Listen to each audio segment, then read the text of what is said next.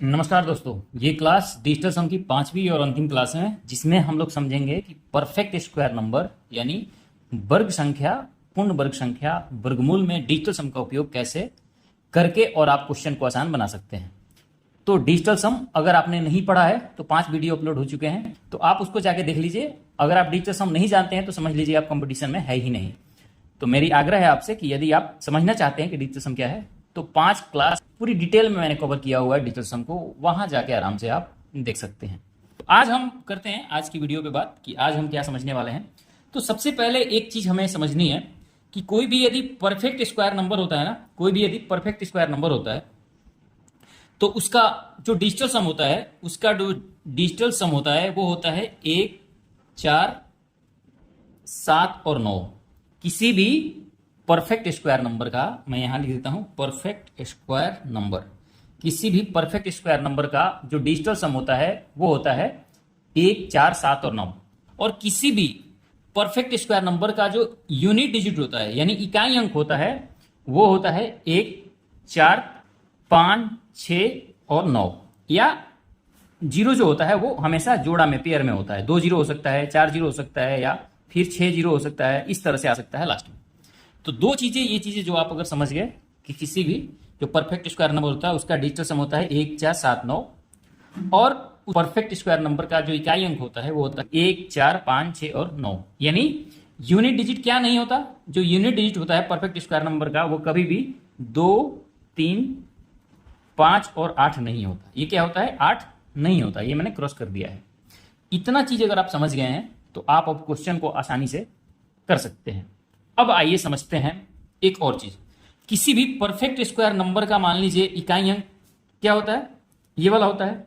तो perfect square number का यदि इकाई अंक 1 दिया है तो ध्यान रखिए उसका जो वर्गमूल होता है यानी जो स्क्वायर रूट आता है ना, जो उसका वर्गमूल होगा, मैं यहां वर्गमूल लिख देता हूं, उसका जो वर्गमूल होगा उसका इकाई अंक हमेशा क्या हो सकता है, या तो 1 होगा या 9 होगा। दूसरा, यदि इसका unit digit perfect square number का यानी पूर्ण वर्ग संख्या का इकाई अंक यदि 4 दिया है तो उसका वर्गमूल जो होगा उसका यूनिट डिजिट या तो 2 होगा या फिर क्या होगा, 8 होगा। क्योंकि 2 का स्क्वायर करोगे तो आ जाएगा 4 और 8 का स्क्वायर करोगे तो आएगा 64। 64 का भी यूनिट डिजिट क्या होता है, यूनिट डिजिट 4 होता है। अब यदि किसी संख्या का परफेक्ट स्क्वायर नंबर का यूनिट डिजिट यदि 5 है तो उसका इकाई अंक 5 ही आएगा। इतना चीजें बहुत जरूरी है वर्गमूल के अंदर, ये ध्यान रखना। यदि कोई भी पूर्ण वर्ग संख्या दिया हुआ हो, परफेक्ट स्क्वायर नंबर दिया है, उसका इकाई अंक यदि 1 है तो जो उसका वर्गमूल निकालोगे उस वर्गमूल संख्या का इकाई अंक यदि 1 होगा या तो 9 होगा। इतना यदि आप इस चीज को ध्यान रख लिया आपने, क्वेश्चन बहुत ही आसान होने वाले हैं।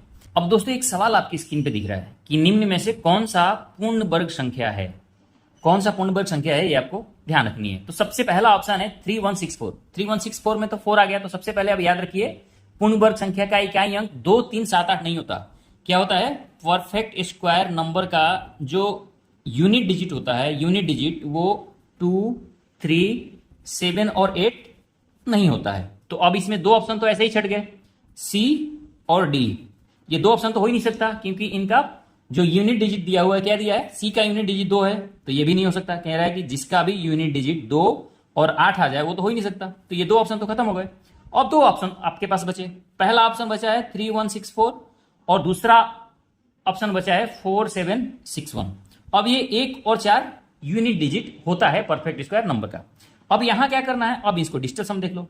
तो किसी भी परफेक्ट स्क्वायर नंबर का जो डिजिटल सम होता है, परफेक्ट स्क्वायर नंबर का डिजिटल सम होता है वो क्या होता है, वो होता है 1, 4, 7 और 9।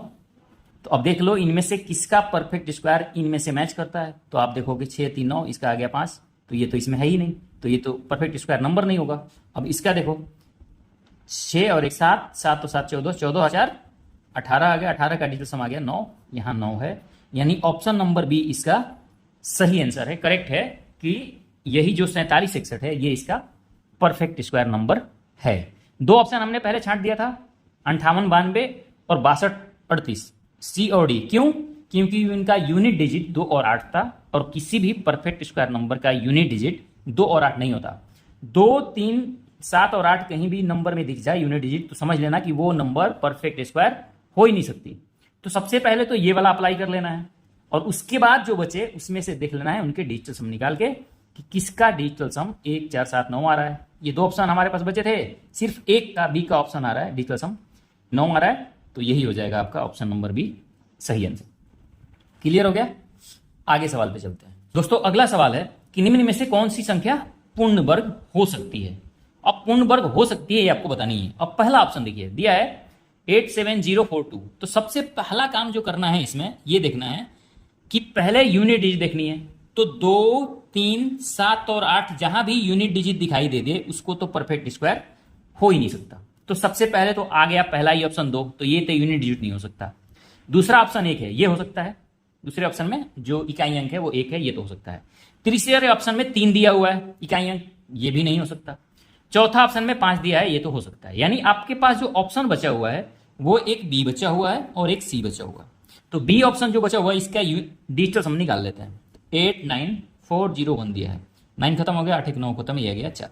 और किसी भी परफेक्ट स्क्वायर नंबर का डिजिटल सम क्या होता है, अब आपको याद हो जाना चाहिए क्या होता है डिजिटल सम। वो होता है 1 4 7 और 9। अगर 1 4 7 9 आ रहा है तो इसका मतलब समझ लेना कि वो परफेक्ट स्क्वायर हो सकती है। तो ये तो 4 आ रहा है, ये तो परफेक्ट स्क्वायर हो सकती है। दूसरा नंबर देखिए बी आ गया। अब सी देखते हैं। सी तो हो ही नहीं सकता, हमें डी देखना है, ठीक है, क्योंकि डी सी का यूनिट डिजिट 3 है और जिसका भी यूनिट डिजिट 3 आ जाए वो तो परफेक्ट स्क्वायर हो ही नहीं सकती। तो एक ऑप्शन डी हमारे पास है, वो क्या दिया है 43715। अब इसका डिजिटल सम निकालिए। तो 5 4 9 खत्म हो गया, 7 3 10 और 1 11, 11 का डिजिटल सम आ गया 1 और 1 2। अगर डिजिटल सम आपको निकालने में दिक्कत हो रही है तो समझ जाइए कि आपने पीछे डिजिटल सम का बेसिक भी नहीं पता है, आपको देखना पड़ेगा। तो ये आप देख लिए 2 आ गया। और किसी भी परफेक्ट स्क्वायर नंबर का डिजिटल सम क्या होता है 1 4 7 9 ही होता है। तो 2 तो डिजिटल सम होता ही नहीं है परफेक्ट स्क्वायर नंबर का। इसका मतलब कि ऑप्शन नंबर बी ही सही आंसर है, जो 89401 है। क्लियर हो गया? अब अगर मैं आपसे ये पूछ दूं अगला सवाल, निम्न में से कौन सा 1024 का वर्गमूल है। 1024 का वर्गमूल कौन सा है? अब आपके पास ऑप्शन दिया हुआ है, पहला वो दिया हुआ है 38, जो बी ऑप्शन दिया है वो दिया है 48, 3 ऑप्शन दिया है वो दिया है 32 और जो डी ऑप्शन दिया है वो दिया है 42। अब आपसे 1024 के बारे में पूछा गया है, तो मैंने बताया था कि जिसका इकाई अंक 4 है उसके वर्गमूल का इकाई अंक क्या हो सकता है, 4 दिया है तो या तो 2 हो सकता है या फिर 8 हो सकता है। तो यहां 2 और 8 तो सब में भरा पड़ा है। अब क्या करें, तो आपको अब क्या करना है, अब इसका स्क्वायर करने के बाद इसके डिजिटल सम के बराबर आना चाहिए चीजें। तो अब इनमें से करिए, देखिए इसका डिजिटल सम क्या आ रहा है 4 और 2 6 और 1 7, 224 का डिजिटल सम 7 है। अब इनमें से देखिए किसका डिजिटल सम 7 आ रहा है। जैसे 8 और 3 11 करूंगा तो 11 का डिजिटल सम क्या आ जाएगा 2 का स्क्वायर करिए, 2 का स्क्वायर करिए 4, इसका डिजिटल सम 4 आएगा, जबकि 7 आना चाहिए, तो ये तो आंसर नहीं होगा। ये देखिए 8 4 12, 12 का डिजिटल सम क्या आ जाता है 3, 3 का स्क्वायर करोगे आ जाएगा 9, यानी 9 भी 7 के बराबर तो नहीं आ रहा है, यानी ये भी आंसर नहीं होगा। 32 का स्क्वायर करोगे तो क्या आ जाएगा 3 और 2 5, 5 का स्क्वायर करोगे आ जाएगा 25, 25 का डिजिटल सम क्या होता है 7, यानी ये आंसर हो सकता है। अगला देखिए इसका स्क्वायर करोगे तो क्या आ जाएगा 4 और 6, 6 का स्क्वायर करोगे 36 और 36 का डिजिटल सम 9 आता है, यानी ये इसके बराबर नहीं है। तो इसलिए ऑप्शन नंबर 3 इसका सही आंसर है। तो कहने का मतलब है कि डिजिटल सम से आप वर्गमूल भी पता कर सकते हैं। अब ये 1024 तो छोटा नंबर था, अगर मैं इससे बड़ा नंबर ले लूं, जैसे मान लो अगला नंबर जो दिया हुआ है, अगला सवाल ये दिया हुआ है कि 163 84 का वर्गमूल क्या होगा, इसका वर्गमूल क्या होगा ये आपको बतानी है। तो सबसे पहले देखो 4 लास्ट में दिया है, तो सबसे पहले ये समझनी है कि इसका जो वर्गमूल आएगा उसका जो यूनिट डिजिट होगा वो क्या होगा, या तो 2 होगा या तो 8 होगा। ठीक है, ये मैं पहले ही क्लास में बता चुका हूं। ठीक है, शुरुआत में ही मैंने जैसे ही क्लास शुरू किया था वो ये चीजें मैंने बता दी थी कि यदि पूर्ण वर्ग संख्या का इकाई अंक 4 है तो उसका वर्गमूल क्या होगा 2 या तो 8। अब ऑप्शन में देखिए, ऑप्शन में पहला जो ऑप्शन दिया है वो दिया है 128, जो बी ऑप्शन दिया है वो दिया है 122, जो सी ऑप्शन दिया है वो दिया है 173 और डी ऑप्शन दिया है 125। तो मैंने कहा कि इसका जो भी वर्गमूल होगा उसका यूनिट या तो 2 होगा या तो 8 होगा। तो ये 3 वाला और 5 वाला तो काम ही खत्म हो गया। अब बच गया ये 2 और ये 8। अब इसमें कैसे डिसाइड करें, तो कैसे डिसाइड करेंगे, तो डिसाइड करने का मैंने क्या बताया था, इसका पहले यूनिट डिजिट निकाल लीजिए। तो 163 64 इसका यूनिट डिजिट निकालिए, 163 84, 6 और 3 9 हो गए, 8 और 1 9 आ गया, खत्म हो गया, 4 आ गया। अब ये अगर आपको नहीं लग रहा है कि ये मैं कैसे 6 3 9 8 1 9 काट रहा हूं, तो पहला क्लास देख लीजिए, आपको समझ आ जाएगा। पहला दूसरी क्लास जरूर देखिए आपकी, यदि आपको समझ नहीं आ रहा है। अब यूनिट डिजिट इसका 4 आ गया, अब इनका स्क्वायर करिए और इसका भी स्क्वायर करिए और इसका यूनिट डिजिट निकालिए, जिसका 4 आ जाएगा वही आंसर होगा। तो 8 और 1 9 तो खत्म हो गया, 2 का स्क्वायर करोगे 4, इसका तो 4 आ गया। इसका देखिए 2 2 4 और 1 5, 5 का स्क्वायर करोगे आ जाएगा 25। 25 का जो डिजिटल सम होगा, सॉरी डिजिटल सम, मैं यूनिट डिजिट कह देता हूँ, आप उसको ध्यान रखिए। डिजिटल सम कितना हो जाएगा, 5 और 2 7। तो ये तो आंसर नहीं हो सकता, इसका डिजिटल सम 4 ही है, इसका भी डिजिटल सम 4 है, यानी ऑप्शन ए सही आंसर है। क्लियर हो गया। और कुछ सवाल पे चलते हैं कि 89401 का वर्गमूल क्या होगा, ये आपको बतानी है। इसका वर्गमूल क्या होगा। अब मैंने कहा कि इसका इकाई अंक 1 है, तो जो इसका वर्गमूल होगा उसका इकाई अंक क्या हो सकता है, या तो 1 हो सकता है या तो 9 हो सकता है। अब ऑप्शन में जिसका इकाई अंक 1 और 9 है उनमें से ही आंसर कोई होगा। तो ऑप्शन देखिए, ऑप्शन पहला दिया हुआ है 291, ये हो सकता है क्योंकि 1 आ गया। बी जो ऑप्शन दिया है वो दिया है 299, जो सी ऑप्शन दिया है वो दिया है 271 और जो डी ऑप्शन दिया है वो दिया है 289। अब ये है 9 और 1 ही सब में है।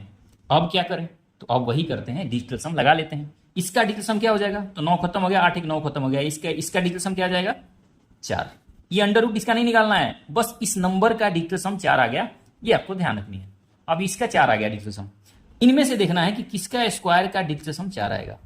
ठीक है, किसके स्क्वायर का डिजिटल सम 4 आएगा। तो यदि मैं पहला निकालूं तो 9 खत्म हो गया, 2 और 1 3, 3 का स्क्वायर 9 आएगा, तो ये तो आंसर नहीं हो सकता। 9 9 खत्म हो गया, 2 का स्क्वायर 4, ये हो सकता है क्योंकि इसका डिजिटल सम 4 आ गया। ये देखिए 7 और 2 9 खत्म हो गया, 1 का स्क्वायर करोगे 1, ये आंसर नहीं हो सकता। 9 खत्म हो गया, 8 और 10, 10 का स्क्वायर करोगे 100, 100 का डिजिटल सम 1 आता है, यानी ऑप्शन बी केवल है जिसका डिजिटल सम 4 आ रहा है स्क्वायर करने के बाद। तो ऑप्शन नंबर बी ही इसका सही हो जाएगा, यानी 89,401 का जो वर्गमूल होगा वो 299 होगा। तो डिजिटल सम का ये फायदा है। क्लियर हो गया, क्योंकि यूनिट डिजिट में 1 और 9 में आप उलझ जाते हैं, तो वहां डिजिटल सम आपको सहायता कर देता है। क्यूब रूट, अब हम घनमूल पढ़ेंगे। ठीक है, घनमूल की बात करते हैं। अब घनमूल में एक चीज समझनी है कि घनमूल में इकाई अंक का कोई चक्कर नहीं है, क्योंकि जितने भी अंक हैं, जितने भी डिजिट हैं, 0 1 2 3 4 5 6 7 8 9, वो कुछ भी उसके घनमूल में और घन में आ सकता है। ठीक है, तो इसका कोई चक्कर है ही नहीं। एक चीज सिर्फ आपको समझनी है कि पूर्ण घन संख्या होता है, उसका जो डिजिटल सम होता है, जो डिजिटल सम होता है वो होता है 1 8 और 9। किसी भी पूर्ण घन संख्या का डिजिटल सम 1 8 9 में ही आएगा, चाहे कुछ भी कर लें। जैसे मैं 11 का क्यूब करूंगा तो 11 का क्यूब होता है कितना, 1331। इसका जो डिजिटल सम आएगा वो उन तीनों में से ही आएगा। तो क्या आएगा, 3 3 6 6 और 2 8 आ गया। जैसे मान लो मैं 2 का क्यूब करूंगा तो 8 आएगा, 3 का क्यूब करूंगा, 3 का 9 27, 27 का डिजिटल सम 9 आ गया। 4 का क्यूब करूंगा, ये आ गया 64, 64 का क्या होता है 6 4 10, 10 का डिजिटल सम 1। यानी इनमें से ही रिपीट होना है। किसी भी पूर्ण वर्ग संख्या का जो डिजिटल सम होता है वो 1 8 9 ही होता है। अब हमें यदि पता करनी है कि कौन सी पूर्ण घन संख्या है तो कैसे पता करेंगे, तो सबसे पहले हम क्या करेंगे, उनमें से यही चीजें चेक करेंगे। आपके पास सवाल एक दिख रहा है कि निम्न में से कौन सा पूर्ण घन है। अब ऑप्शन क्या क्या दिया है, मैंने कहा कि इसमें यूनिट डिजिट्स का कोई चक्कर ही नहीं है, जितने भी यूनिट है वो सब यूनिट डिजिट में आ सकते हैं। तो यूनिट डिजिट देख के आप घनमूल का या घन का पता नहीं लगा सकते हैं। अब पहला ऑप्शन जो दिया हुआ है ए, वो दिया है 4322। ठीक है, पहला ऑप्शन है। बी जो ऑप्शन दिया है वो दिया है 5832। जो सी ऑप्शन दिया है वो दिया है 6234 और जो डी ऑप्शन दिया है वो दिया है 7215। 7215। अब इनमें से बतानी है कि कौन सी पूर्ण घन संख्या है। अब आपके पास क्या तरीका बचता है, एक ही तरीका बचता है। क्या तरीका, कि इनमें से देखना है कि किसका सम 1 8 9 आ रहा है। तो अब निकालिए, 4 3 7 और 2 9, ये तो खत्म हो गया, 0 हो गया। इसका आ गया 2, यानी ये 1 8 9 में नहीं है, तो ये तो पूर्ण घन संख्या नहीं हो सकती। अब देखिए इसका 5 8 13, 13 3 16, 16 2 18, 18 का सम 9 आ गया, यानी ये तो पूर्ण घन संख्या हो सकती है। ये देखिए 6 और 3 9 खत्म हो गया, 4 और 2 आ गया 6, ये भी पूर्ण घन संख्या नहीं है, क्योंकि डिजिटल सम क्या आना चाहिए 1 8 या 9। इसको देखिए 7 2 9 खत्म हो गया, ये भी 5 और 1 6 आ गया। यानी सिर्फ एक ऑप्शन दिया हुआ ऐसी जिसका डिजिटल सम, बी जो दिया हुआ जिसका डिजिटल सम 9 है, तो यही जो बी है 58 32 यही है पूर्ण घन संख्या। तो किसी भी पूर्ण घन संख्या का डिजिटल सम क्या होता है 1 8 9 होता है। क्लियर हो गया।